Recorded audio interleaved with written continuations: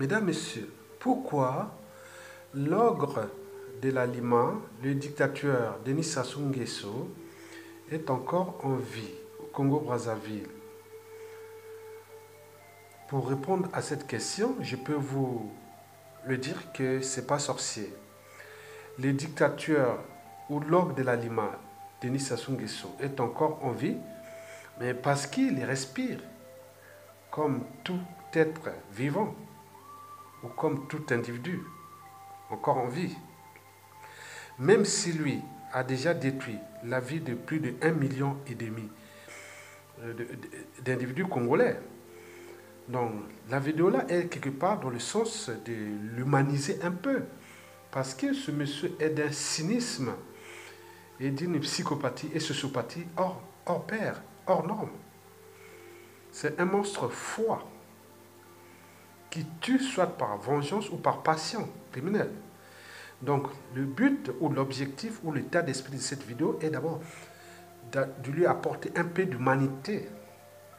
Bien sûr que le stade d'humanité commence d'ailleurs par le respect de l'intégrité physique et de l'autonomie de la personne humaine, et tout en cherchant à faire ressortir et à analyser le contenu social, moral et philosophique du caractère sacré de la vie humaine. Mesdames, Messieurs, donc, je vais ici vous apporter quelques éléments sur le sens même de la vie.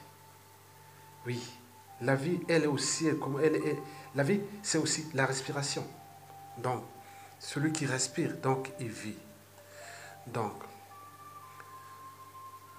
vous savez que quand je fais, donc, j'inspire de l'air, et l'air là, c'est l'oxygène. Quand je fais, donc, j'expire. Donc, l'air là, c'est le gaz carbonique, que je vais vous expliquer par la suite. Vous savez que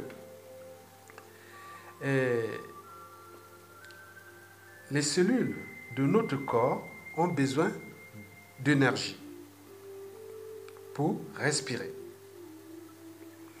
Et cette énergie est le résultat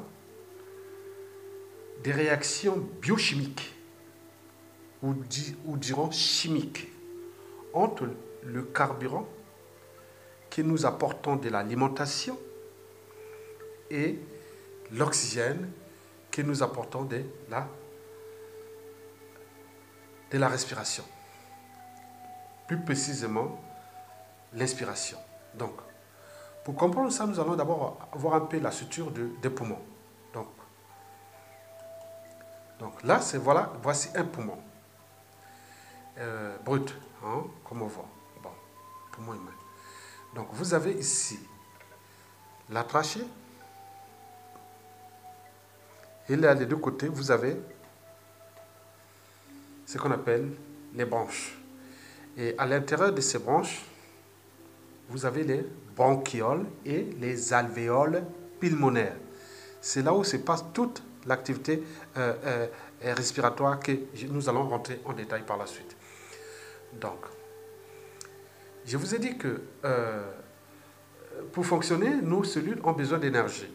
Et cette énergie est apportée, est le résultat d'une réaction biochimique qui se déroule entre les carburants apportés par l'alimentation, c'est-à-dire à travers les féculents que nous mangeons, c'est-à-dire les glucides, hein, le riz, manioc, pommes de terre et compagnie. Et aussi par les lipides, c'est-à-dire les graisses. Et la combinaison entre ce carburant et l'oxygène permet aux cellules de nous fournir d'énergie. Et cette énergie-là, que nous allons comprendre par la suite.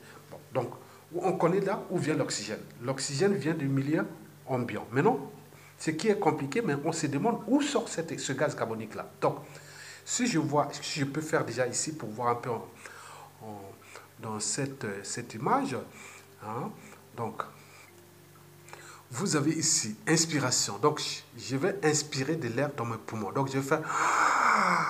Bon, ça c'est le mouvement respiratoire. Donc, aussitôt, il y a l'expiration. Donc le gaz carbonique va sortir. Donc j'inspire l'oxygène et je fais sortir le gaz carbonique.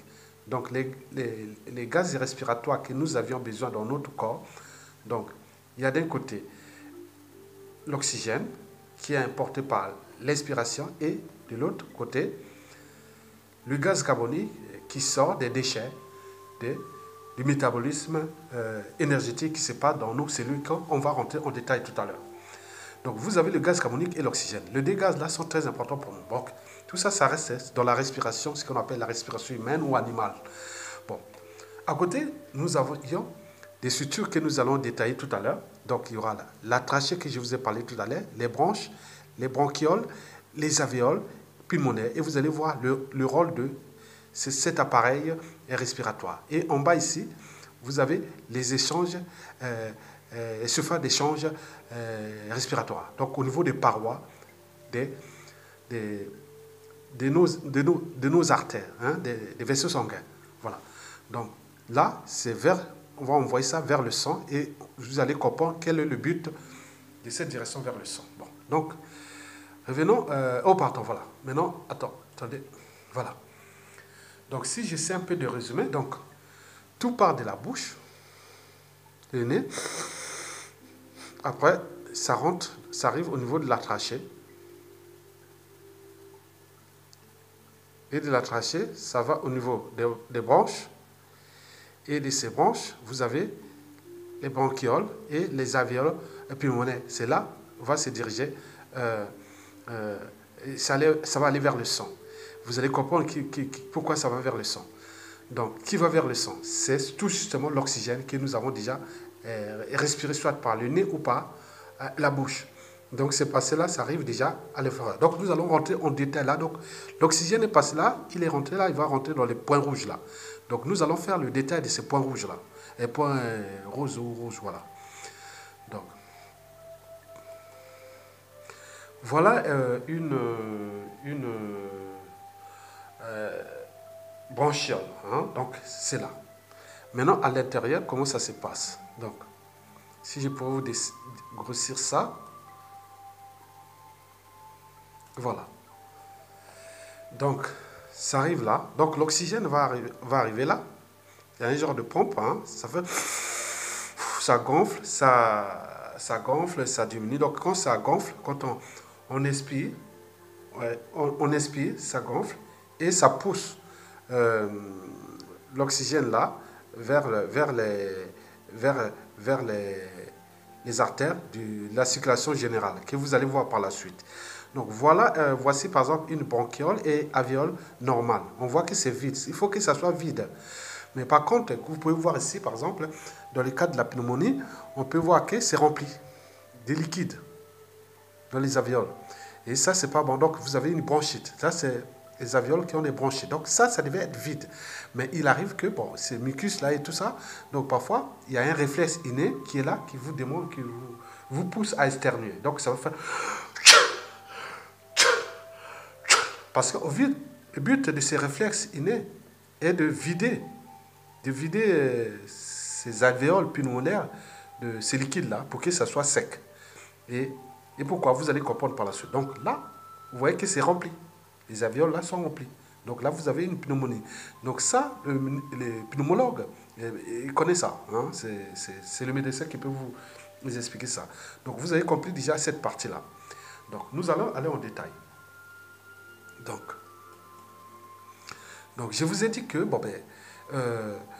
ça passe le nez, ça arrive au niveau des alvéoles. Mais pourquoi on met du sang ici? Donc le sang, pourquoi? Le sang, c'est pour amener ça dans la circulation générale. Je vous informe que là, c'est le poumon. Donc l'oxygène est venu déjà ici, il va pénétrer quelque part là et entrer dans le sang. Et dans le sang qui va les transporter, c'est tout justement les globules rouges. C'est des transporteurs de sang. Nous avons 5 millions par millimètre cube, voilà, donc des litres de sang. Donc nous avons en rouge là, c'est les sangs oxygénés. Donc il vient de la respiration, de l'expiration. Donc ce sang oxygéné là va aller au niveau du cœur et le cœur va le mettre dans toute la circulation générale. Donc, il va aller dans les organes, par exemple le rein, ça va aller dans les intestins, ça va aller au niveau des muscles, des organes, ça va aller au niveau du cerveau, partout. Donc, vous avez ça. Donc, celui qui va au cerveau, il va monter par la carotide, il va monter au haut du cerveau, quelque part là-haut. Et après avoir utilisé, consommé, il revient vers le bas, sur la veine jugulaire. Hein, et donc, ça redescend et c'est un sang en bleu. En bleu. Donc là, tout se passe ici. L'échange gazier respiratoire en bleu, c'est le sang désoxygéné, donc qui est riche en gaz carbonique, qui vient de l'utilisation. C'est des déchets, hein, déchets qui contiennent des déchets. Bon, là, c'est le sang qui est nouveau, qui est là, donc ça fait l'échange là, donc ça tourne, donc c'est la circulation générale. Bon, donc, je vais faire... bon, ça, c'est le système parasympathique et orthosympathique. Les systèmes qui régulent le rythme cardiaque, on fait que nous avons cette pompe cardiaque et tout est lié là. Donc, vous voyez déjà, en rouge, c'est tout le sang oxygéné et en bleu, c'est le sang désoxygéné, donc qui est pauvre là. Donc, le système parasympathique, ce qui permet de diminuer l'activité du cœur, alors que sympathique, comme on dit sympathique, ça permet de diminuer l'activité du cœur, alors que sympathique ou orthosympathique permet d'augmenter l'activité du cœur. Mais tout ça dépend de plusieurs paramètres au niveau de la régulation de la pression artérielle. Donc il y a d'autres résistances qui sont des résistances périphériques, qui sont au niveau de ce qu'on appelle la vasodilatation et vasoconstriction. Ça, c'est trop compliqué, donc je ne vais pas vous rentrer en détail là. Nous, le but est de partir de l'oxygène pour arriver à... Donc nous sommes partis de l'oxygène pour arriver comment l'oxygène arrive juste au niveau des cellules, pour nous produire l'énergie nécessaire à notre organisme. Là, c'est le système auto-parasympathique. Donc, en détail, ça fait comme ça un peu.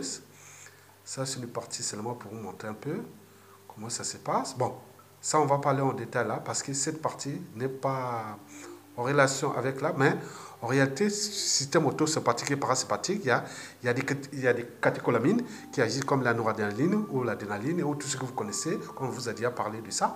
Donc, qui agissent pour le rythme cardiaque. Parce que le but est que le cœur fait la pompe cardiaque, on voit le sang dans toutes les cellules du corps, que ce soit depuis le cerveau jusqu'à de la tête jusqu'aux pieds. Hein, des mains jusqu'aux pieds. Donc, tout ça, c'est le cœur qui doit fournir cet effort-là. Donc, la photo du cœur que je vous ai montré, le cœur est très important dans le rythme cardiaque parce que c'est lui, tous par là, parce que dès que le sang arrive au niveau du cœur et le sang oxygéné qui est en rouge, qui est transporté par les globules rouges et qui va directement au niveau des cellules pour aller nourrir les cellules. Et une fois utilisé, et ce sang-là revient par les veines caves et rentre là dans le cœur et tout ça. Donc on ne va pas vous faire la physiologie du cœur là. Bon, bref. Bon, donc, vous voyez ça, c'est les globules rouges. Ils sont très importants parce que voilà, ça c'est les globules rouges. Donc, nous en avons moins 5 millions, voilà, dites de sang. Voilà. Donc, les globules rouges là, c'est très important, c'est eux qui transportent l'oxygène vers les cellules. Donc nous sommes partis du nez et de la bouche, passés par la trachée, après les branches, les bronchioles, après on est arrivé au niveau des alvéoles, donc le sang est pénétré au niveau des parois, hein, des cellules vasculaires et autres, et il va aller dans la circulation générale par le sang, hein, par le cœur qui ramène cet oxygène au niveau des cellules. Et vous allez comprendre pourquoi. Bon, donc le sang oxygéné est très, très important pour nous. Donc vous avez vu qu'on est parti de là-bas, donc on arrive dans le sang, donc l'oxygène est déjà au niveau du sang. Donc il va aller, voilà comment ça se passe. Hein. Donc l'oxygène arrive là. Voilà, donc il sort des alvéoles qu'on a vu là. Hein. Vous avez vu les alvéoles, elles sont là. Les alvéoles sont là, hein, sont à l'intérieur là. Et donc l'oxygène va sortir là, va sortir des alvéoles là, hein, les alvéoles là. Donc L'oxygène sort des alvéoles et il va aller dans la circulation générale. Et l'oxygène qui est... Le sang qui est désoxygéné, riche en gaz carbonique, rentre dans les alvéoles, après il soit expulsé. Donc là, il vient de l'air ambiant, pouf, il rentre dans la circulation générale en sortant des alvéoles. Et celui qui est, le sang qui est riche en gaz carbonique, qui a été utilisé dans les cellules, après, il rentre dans les alvéoles, après il sort par l'expiration. Donc, inspiration, oxygène, et expiration, gaz carbonique. Donc, tout se passe là, à ce niveau-là. Donc, si vous voulez voir encore les détails de cette structure-là, alvéoles, je peux encore vous répartir, vous montrer ça, parce que c'est très important. Les alvéoles, c'est très important à ce niveau. Voilà. Tout se passe là. Donc, ces parois-là, donc, les échanges s'effectuent là. Donc, quand ça vient du reste du corps, c'est le sang qui est riche en gaz carbonique, ça rentre là et après, c'est épuisé et ça sort dehors. Et celui qui vient de l'extérieur, il rentre là et il va... Donc, c'est ce qu'on appelle l'échange gazé respiratoire. Donc, nous étions à ce niveau-là. Attendez, je vais retrouver. Voilà, nous sommes à ce niveau-là. Bon. Donc, le sang vient d'entrer, l'oxygène est sorti des alvéoles pulmonaires, bon non, il est rentré dans la circulation générale. Direction les cellules. Je pense que nous avons plusieurs catégories de cellules. Il y a des cellules nerveuses. Nous en avions en fait plus de 100 milliards au niveau de ce qui concerne déjà le cerveau. Hein. Le cerveau, je vous informe que le cerveau est le premier consommateur d'énergie. De tous les organes, c'est le cerveau qui a besoin d'énergie. Et après, bon, ben, il y a aussi les cellules musculaires. Hein. Bon, donc, en réalité, si on pouvait voir l'ensemble des cellules, que ce soit les cellules musculaires ou les cellules, les deux grandes catégories, hein, les cellules musculaires et les cellules nerveuses, je pense que l'ensemble sera pour un corps humain, ça sera plus de... On aura plus de 10 000 milliards. 10 000 milliards de cellules. Hein. Quand on prend déjà les cellules du cerveau, c'est 110 milliards de cellules nerveuses. Mais quand au niveau des neurones, bon, mais quand on ajoute tous les cellules qui soient du rein, du foie, du poumon, du cœur et de tous les organes, donc et tissus autres, donc on peut arriver certainement à 10 milliards de cellules de notre corps. 10 000 milliards, hein? Je pense, voilà. Bon, donc, vous avez compris ça, regardez cette partie-là, c'est très important. Donc, vous avez l'alvéole qui est là, hein? Donc, le sang oxygène et l'oxygène venant de l'air, hein, de l'air ambiant, est passé là, il arrive là, donc il va rentrer dans le sang, vous voyez en rouge, bien oxygéné, et celui qui est utilisé par les cellules venant riche en gaz carbonique, il rentre là, et après, hop, il est expulsé. Donc, tout se passe, les échanges gaziers respiratoires, c'est ça. Donc, il y a un réseau de capillaires là, au niveau de ces bronchioles là, et de ces alvéoles. Donc, il y a un réseau de capillaires très important qui consiste à aspirer le gaz carbonique venant des cellules et éjecter envoyer l'oxygène dans les cellules. Vous voyez que ça fait comme ça. Ça fait comme ça. Donc, si je gonfle, donc l'oxygène entre dans les cellules, dans le sang. Et si je fais comme ça, je contracte et ça sort et ça repart. Donc, expiration, respiration. Donc, le détail est là. Je ne veux pas aller en détail là. Bon, ben, écoutez, on peut aller là. Voilà. Maintenant, une fois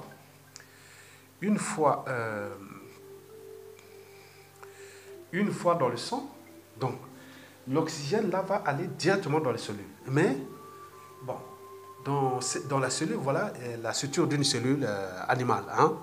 Donc, il y a des organismes qui sont là. Je ne veux pas vous faire tous les détails. Les organismes, pour ceux qui... C'est des petits cours de biologie, hein, on apprend déjà aux classes de 3e, je pense de 4e ou 3e. Ça dépend des pays. Bon, donc... Ça, c'est les organismes, sont très importants. Au milieu, vous avez le noyau. C'est là où il y a l'ADN. Et là, vous avez des centrales électriques qu'on appelle les mitochondries. Ils ont deux rôles. Déjà, le rôle, déjà, il faut dire qu'au niveau de l'arbre généalogique, ils sont très importants pour la transmission. Par exemple, pour chercher la transmission des lignées maternelles, on peut trouver votre, on peut faire la trace de votre arbre généalogique par côté maternel en partant de votre mère, grand-mère et arrière-grand-mère à partir de cet ADN situé dans, dans la mitochondrie. Donc, ces mitochondries a un rôle très important dans la généalogie. Mais déjà, d'ailleurs, dans les affaires criminelles et autres, on recherche souvent parfois cet ADN-là quand il y a des autopsies et autres. Voilà. Inhumation et autres. Bon. Maintenant, nous ne sommes pas là dans des affaires criminelles ou des généalogies. Donc, je vais parler plutôt de cette centrale qu'on appelle la mitochondrie. Donc, c'est notre barrage hydroélectrique. C'est lui qui fournit, c'est la centrale nucléaire. C'est lui qui nous fournit l'énergie. Et donc, nous allons rentrer en détail dans cette structure-là qui s'appelle mitochondrie. Le reste, là, c'est des organites. Hein.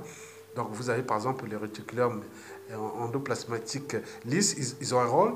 Vous avez les lysosomes, vous avez les appareils de Golgi, vous avez... Bon, donc, tout ça. Bon, donc, vous connaissez que le noyau, c'est là où se loge l'ADN, l'hérédité.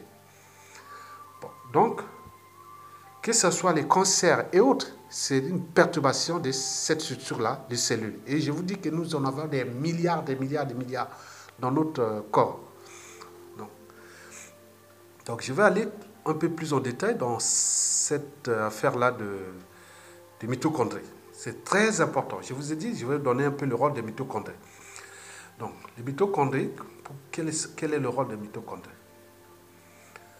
Le rôle des mitochondries, c'est la centrale énergétique de la cellule. Je vous ai dit que c'est comme le barrage hydroélectrique ou la centrale nucléaire, quoi.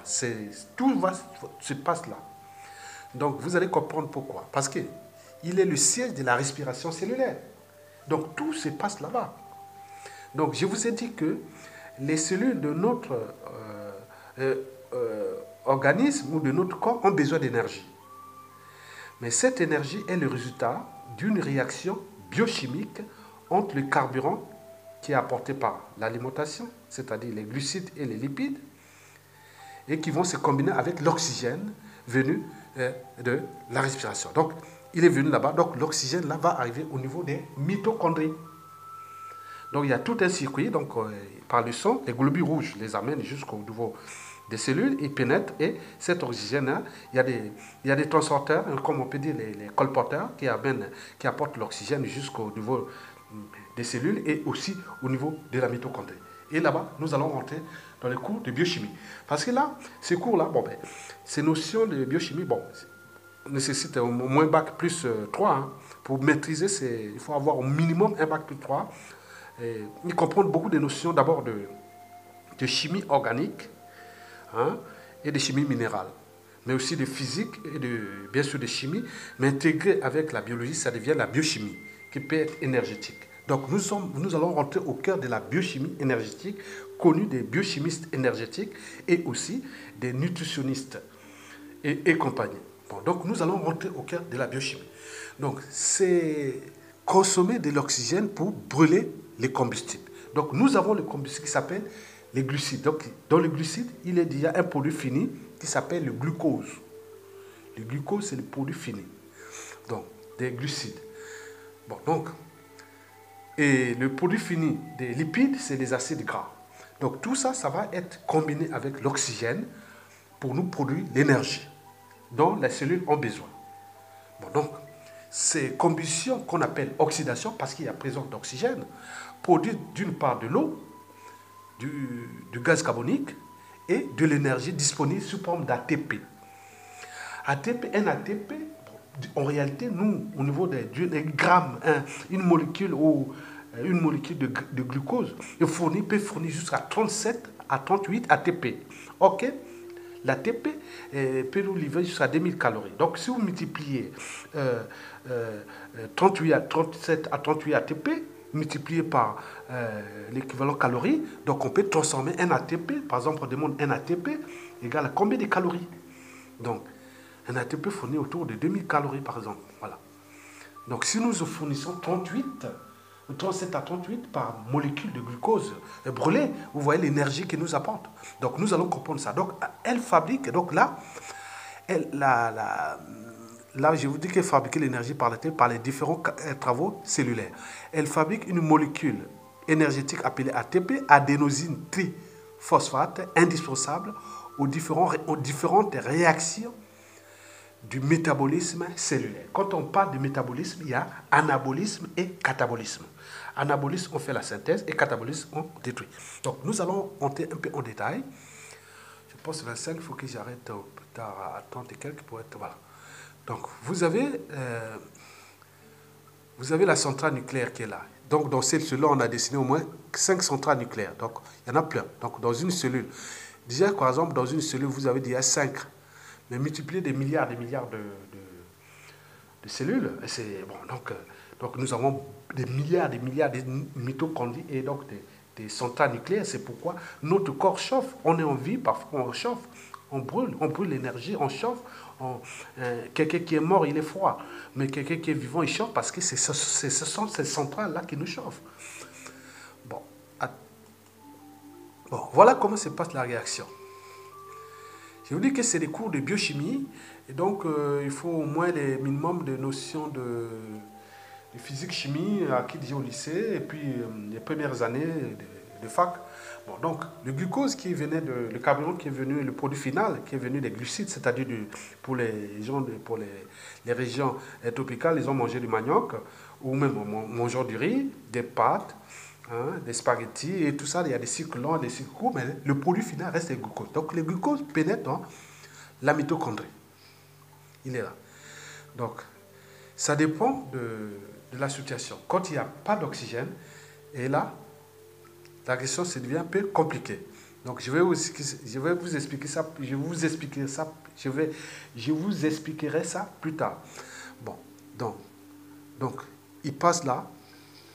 Ce cycle-là arrive dans, par exemple là, il se passe dans l'espace, qu'on appelle l'espace cellulaire, hein, et après il rentre dans la mitochondrie. Et là, il se transforme en acétylcoenzyme A, et c'est tout un cycle, un mécanisme, c'est vraiment compliqué.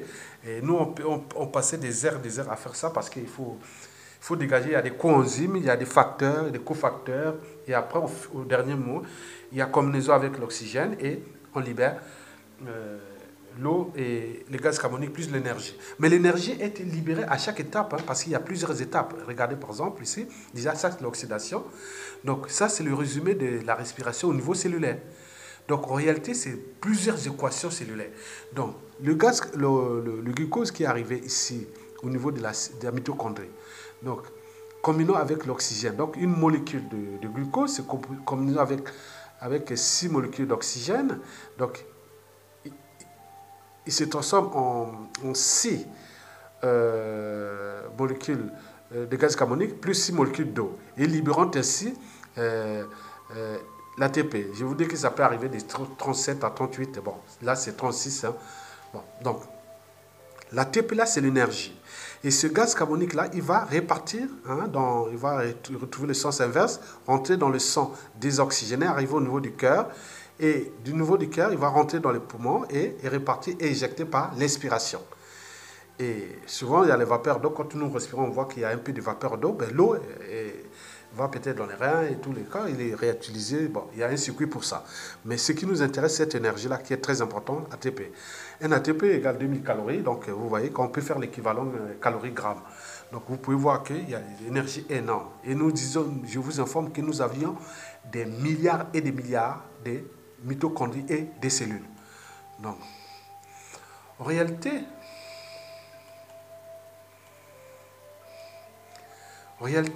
une fois, donc vous avez vu en rouge, tout ce qui est en rouge là, ça c'est l'oxygène, ce qui est, comment on appelle, oxygéné, hein, oxygéné en rouge, hein, en rouge.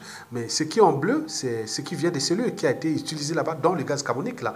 Ils arrivent au niveau du cœur et ça renvoie au niveau des poumons et voilà. Donc, il y a le sang oxygéné qui est là, en rouge, et il y a le sang désoxygéné en bleu, voilà. Et donc, tout ça, c'est le sang là qui se passe au niveau des poumons. Donc, voilà. Donc, je vous dis que le plus gros consommateur d'oxygène ou d'énergie, je vous dis d'énergie et d'oxygène, c'est les cellules du cerveau. Hein. Les cerveaux consomment d'oxygène, consomme beaucoup d'oxygène, le cerveau, et d'énergie, produite par cette réaction-là qui se passe au niveau des mitochondries et des cellules. Et donc, cette énergie-là qu'on appelle ATP, en réalité, et se transforme, il y a l'équivalent ATP et calories. Donc, un ATP fournit autour de 2000 calories. Hein, donc, on peut multiplier. S'il a libéré 36 ATP, donc on peut multiplier 2000. Voilà, on voit l'énergie libérée que le cerveau a besoin. Donc, après, bon, ben, les consommateurs sont bien sûr les poumons eux-mêmes, le cœur, à travers aussi les artères coronaires pour nourrir le cœur et tout ça. Bon, donc, les muscles cardiaques, les autres muscles, les autres organes, que ce soit les reins, le foie et autres, ils vont consommer cette énergie-là. Donc là, vous avez en rouge tout ce qui est oxygéné, donc contenant des nutriments et de l'oxygène. Tout ce qui est en bleu contient du gaz carbonique et des déchets. Et les déchets respiratoires vont répartir au niveau des poumons, donc pour être expulsés. Et les déchets liquides et autres, bon, ben, ils vont aller vers le rein et expulsés par le système rénal. Bon, donc, ça, on va pas rentrer en détail, voilà.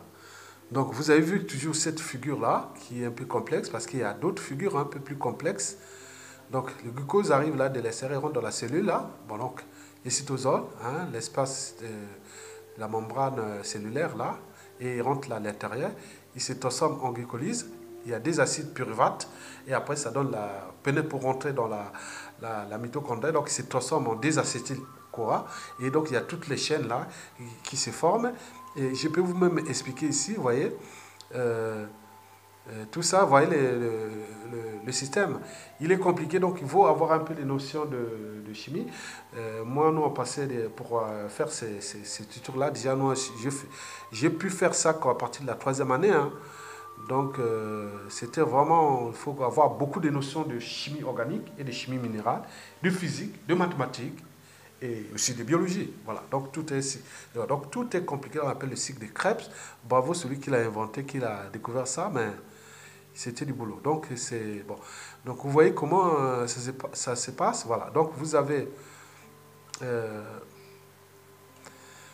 des cofacteurs qu'on appelle les coenzymes qui sont là. Hein. Donc, par exemple, NADH, lui, il libère 3 ATP. Par exemple, FDH, il libère des ATP.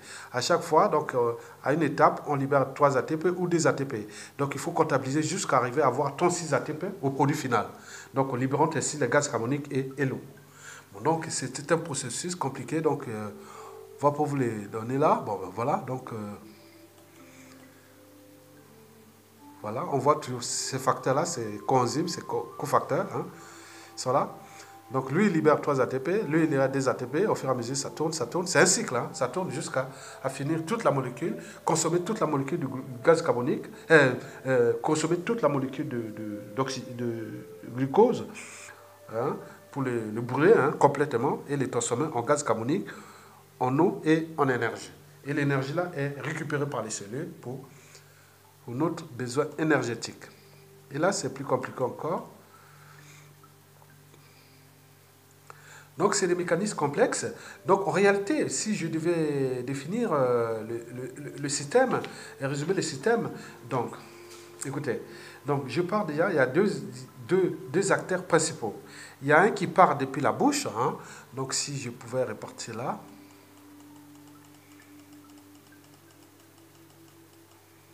Voilà, ça c'est la figure là, voilà.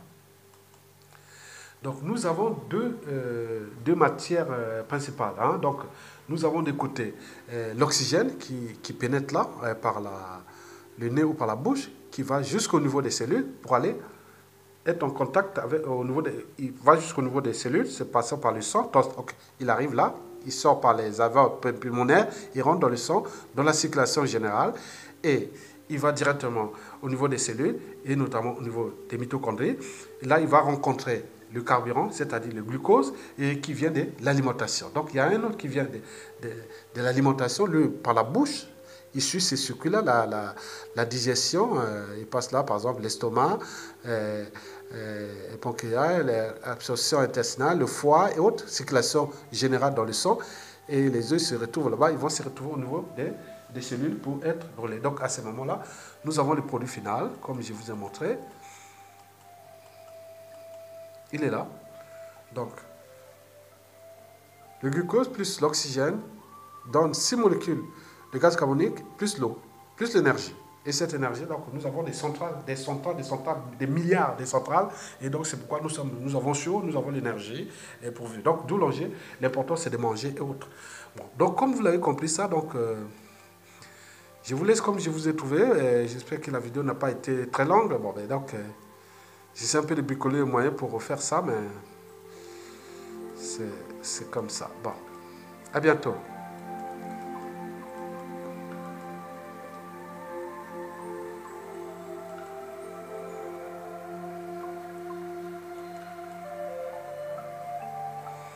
Bon, j'ai oublié ça, l'hypoxie, bon, quand il y a un manque d'oxygène, donc ça affecte les reins, les vaisseaux sanguins, les poumons, le cerveau et autres.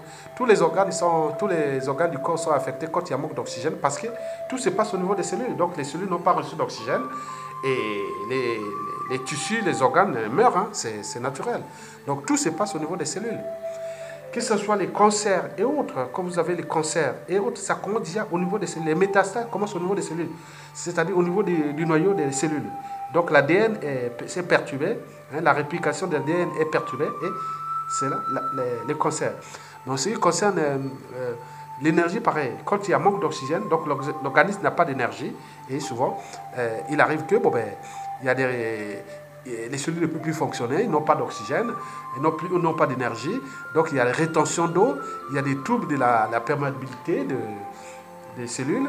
N'oublions pas l'hypertension pulmonaire, voilà, la ventilation, tout est bouleversé, donc il y a des essoufflements, il y a les œdèmes, insomnie, maux de tête, et des troubles de comportement et tout ça qui peut arriver. Donc l'oxygène c'est très important, mesdames, messieurs.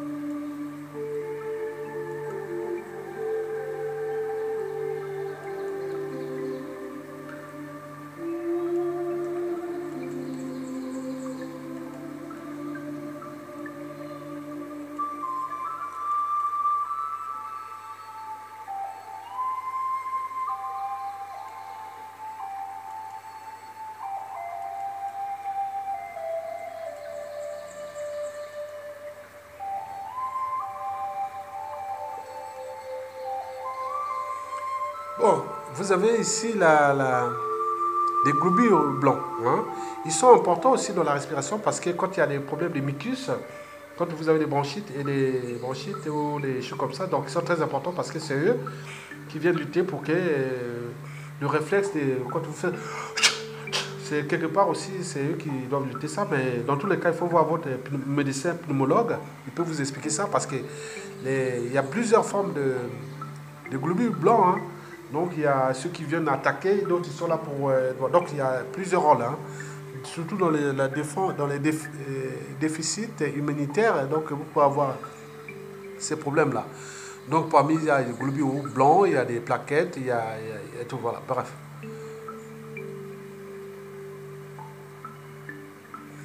Ça, c'est moi en vélo, parce que j'avais fait, on a fait Orléans.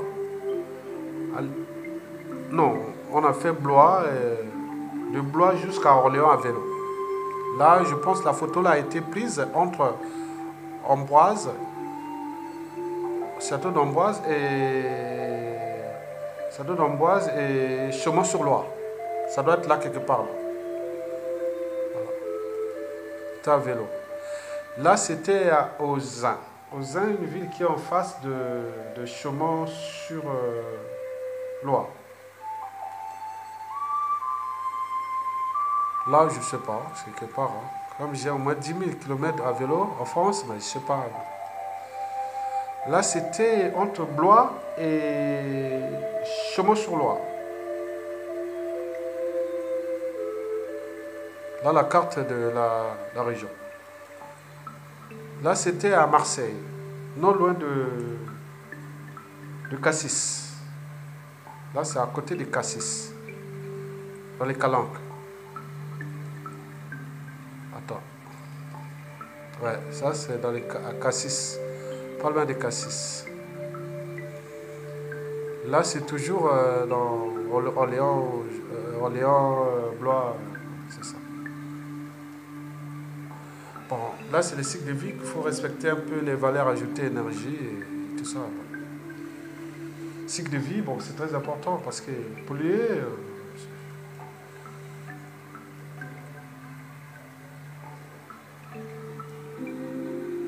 Je vous remercie et à bientôt. Je pense que le cours, c'était un peu.